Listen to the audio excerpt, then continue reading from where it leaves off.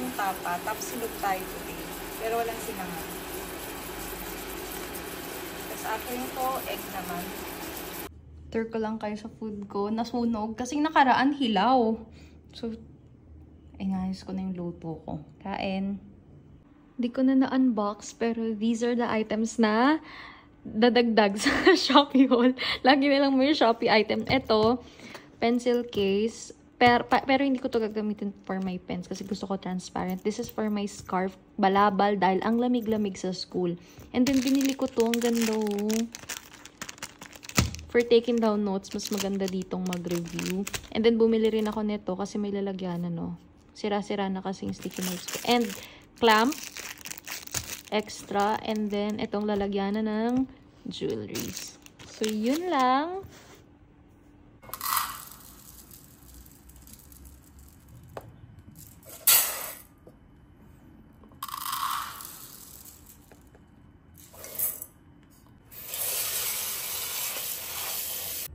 So, every Sunday, kailangan na lagay ko na dito yung mga rice ko. Ito naman, sa Shopee lang to.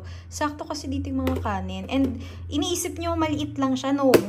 Madami kang mafe-fit dito. And I like controlling the rice intake. Kahit na brown rice to, but still. Ayan. Good morning. It's 12 in the afternoon.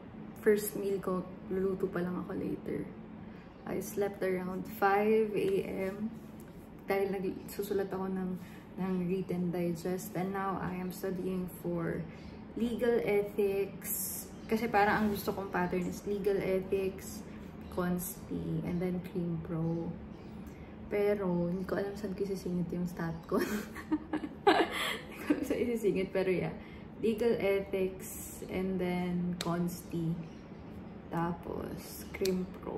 Although all of the books that I have, complete na siya dito. Except yung rules of court. So, to the incoming freshman students, I really encourage you buy your codals. Yung mga codals ko nandito, ang hindi lang updated. Ang hindi lang updated ito. Binili ko to sa kaklase ko before na nag-drop sa subject. So, minsan kasi mura nilang binibenta. Natatawa pa ako sa story nito kasi feel niya, hindi ako nagbayad. When in fact, I already paid via Gcash. Pero hindi ko alam kung nanonood siya ng vlog. But I paid for this already. Siguro nakaligtaan niya lang or na-missed out niya. But this is the 2020 edition Rules of Court. And parang plano kong bumili ng bago sa Central. Kaso, nag-iisipan ko pa kung ano pa. Kung ito na lang ba gagamitin ko or what. I don't know kasi nilagyan ko na dito.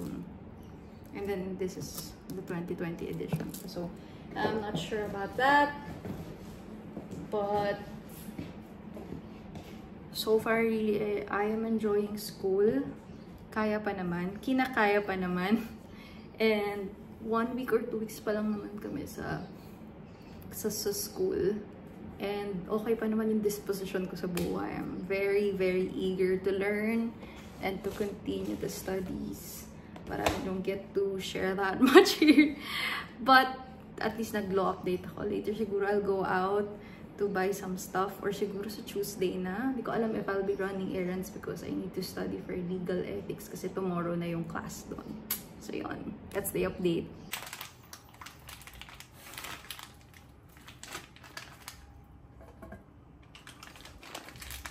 I'm really forcing myself. Hi! Pwede na yan.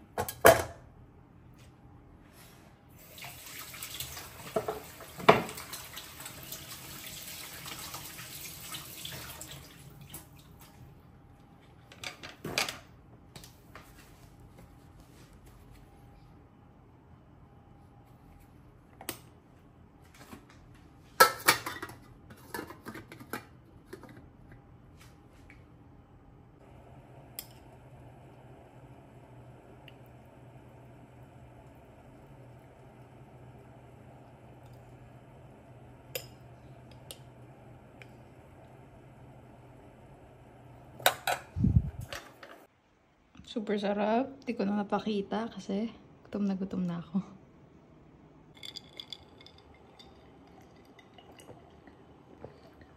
We're cleaning the house. Kasi ang lakas ng ulan at sabi ko, di pa ako naglilinis. Ang satisfying talaga kapag nakapaglinis ka. Itong part talaga na to yung gusto kong malinis eh. And then, of course, itong part. Malinis na rin sa wakas, finally. Itong last na, hindi ko pa rin na bebenta. Hindi ko kasi siya masyadong napopost, but these are all good items na last kong din na-clutter. Popost ko na to.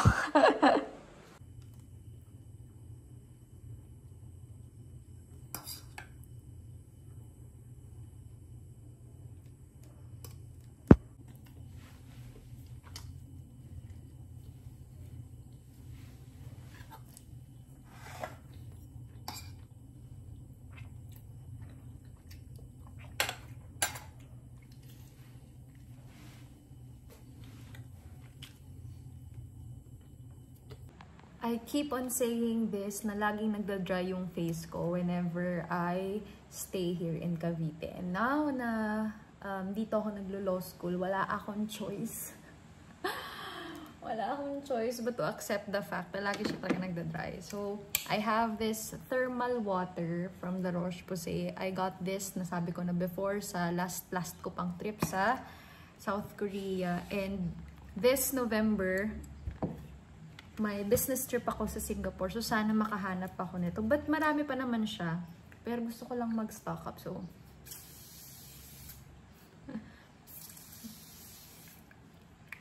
it kind of helps. Meron ding isang brand, yung Aven. But, unless maubos ito, hindi ko alam kung nakikita ba. Pero sobrang dry talaga. Hindi ganito yung skin kapag sa Manila. Ay, grabe. Tapos lagi ka pang stress, puyat sa school. Oh my God. But I'm so much happier now. Super, super blessed.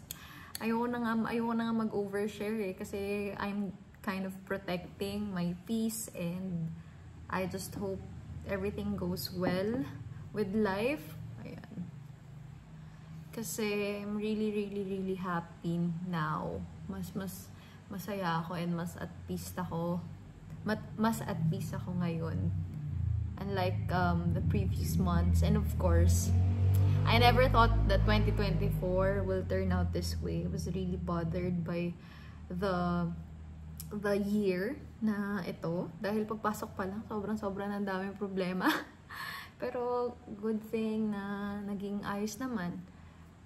Anyway, ayan, sana maging okay. So, pag nagda-dry yung dito kong face, ito talaga. And then, meron din akong isang version ng La Roche-Posay na thermal water din. Pero, ang color naman nun blue. This one's thermal spring water. Yung isa nakalimutan ko na ano siya. Pero yun naman, yung blue, mas maliit yun. I usually bring that sa bag ko kapag mga long day na nasa labas, ganyan.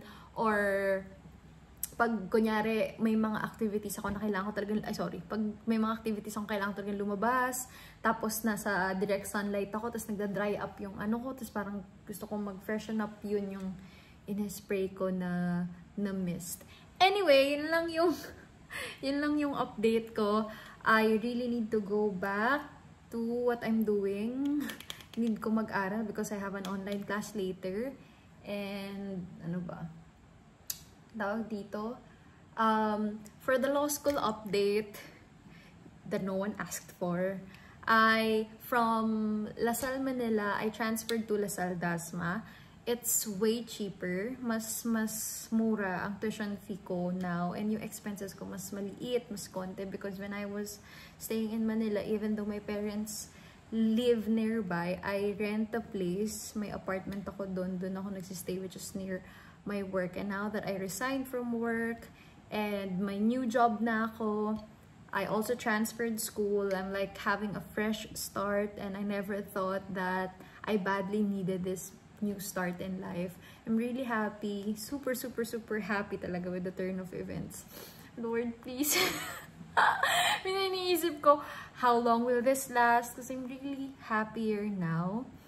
mas kalmado, mas less yung expense, mas simple yung pamumuhay. Like say for example, before yung mga parking, tapos yung cost of living, tapos if you're exposed to a lot of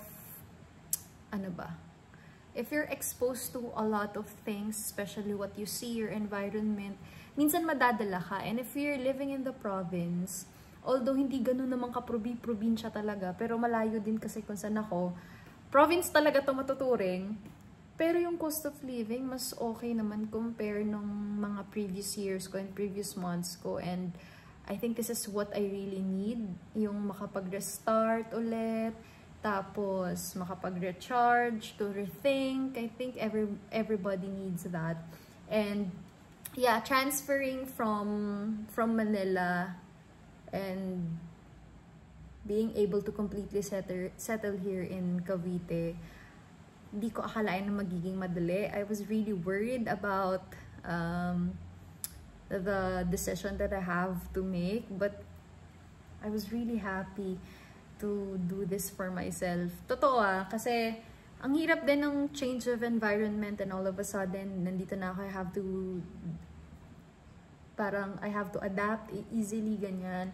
And wala, happy lang ako kasi minsan yung mga kinababahala natin or pinaproblema natin, kailangan na natin i-surrender kay God. Kailangan natin maniwala na things will be okay. And it will be okay. And super happy lang ako now. I'm so happy now. I'll wake up every day with a lot of energy, a lot of good spirit, positivity. Kesa before, nung nasa Manila pa ako. And yeah, in terms of expenses, mas mura ngayon kasi mas controlled ko yung paggastos ko. Kasi wala ka naman talaga dito mabibili. But there are times na, kunyari holiday, that I want to visit my parents sa Manila. Doon lang ako napapabili. Pero if I have school, lagi ko namang di nakaka-uwi ng Manila eh. Like, dito talaga ako lagi eh. And then, my work is just here in Cavite. So, I'm so happy with everything. I don't wanna overshare anymore. I'm just really happy.